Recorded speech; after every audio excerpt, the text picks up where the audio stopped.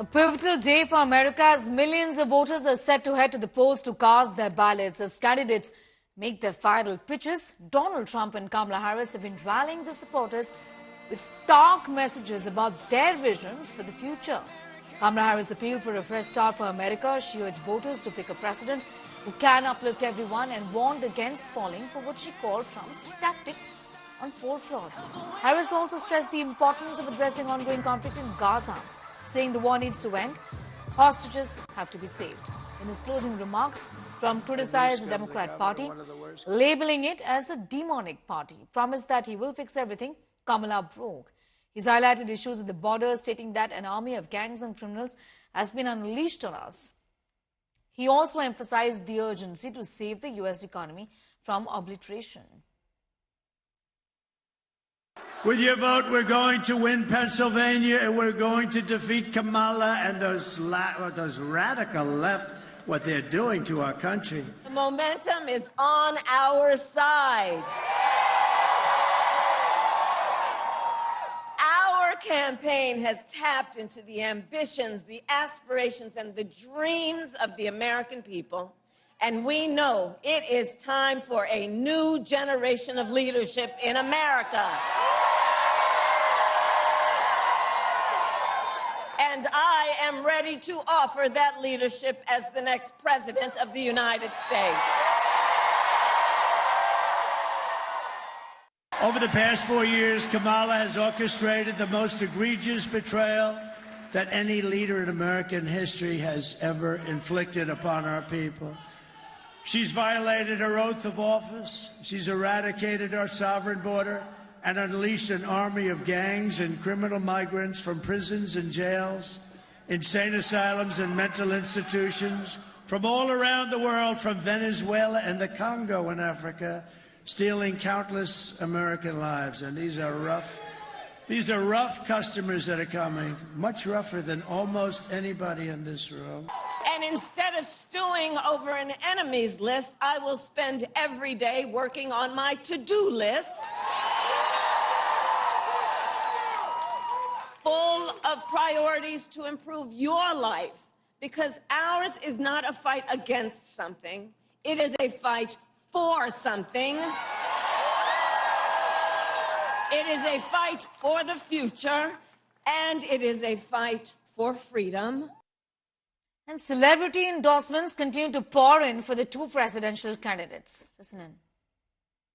For more than half of this country's life, women didn't have a voice.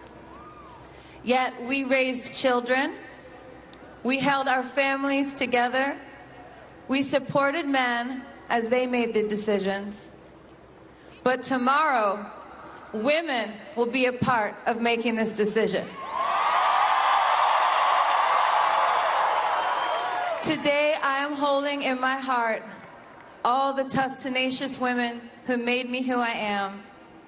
I cast my vote for someone who will be a president for all Americans. We are voting to defend and protect the Constitution of the United States. We are voting for values. We are voting for values and integrity. We are voting for the right to choose what happens to our own bodies. We are voting to save ourselves from this precipice of danger where we now stand. All the anxiety and the fear you're feeling that because you sense the danger, and you change that with your vote. We are voting for healing over hate. Now, I believe in this promise of America. America has been the greatest country in the world for me. I believe that if you and I and the voters you see on this stage show up for our country tomorrow, if we answer that call that President Kennedy made more than 6 decades ago, then we have the power to choose a leader who will see us. She sees us, and she will do her mighty best to serve all of us. I believe we can do that, and I know she can do that. Yes, she can. Yes, she can. Yes, she can. I do want to tell you the main reasons I am voting for Donald Trump. Number one, immigration. He mentioned it. President Trump closed the border. Kamala Harris opened it by choice. It wasn't accidental. She said it would be humane. That's what she and her boss believed. He will look out for our boys, too. Our forgotten boys and our forgotten men. Guys like you. Guys like these guys, who've got the calluses on their hands, who work for a living with the beards and the tats, who maybe have a beer after work and don't want to be judged by people like Oprah and Beyonce, who will never have to face the consequences of her disastrous economic policies.